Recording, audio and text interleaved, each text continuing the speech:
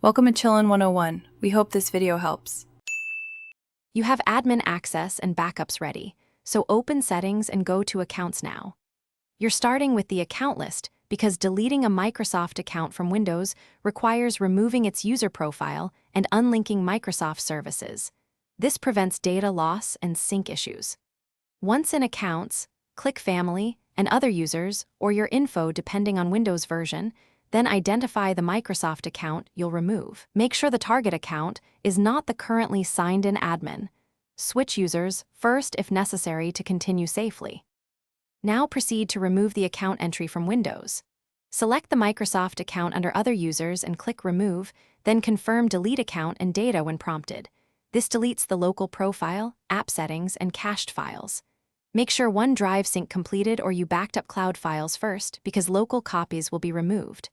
Once done, sign out the account on any browsers and mobile devices, and if you want, visit Account. Microsoft.com to revoke device access and apps for a clean disconnection. Finish by restarting the HP laptop and confirming the Microsoft account is gone from Settings and the login screen. Check OneDrive and Outlook to ensure sync stopped, then restore any accidentally deleted files from your backup.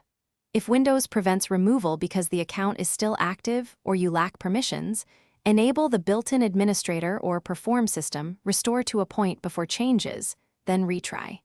If account Microsoft.com shows the account still linked to devices, remove devices there as the final cleanup step.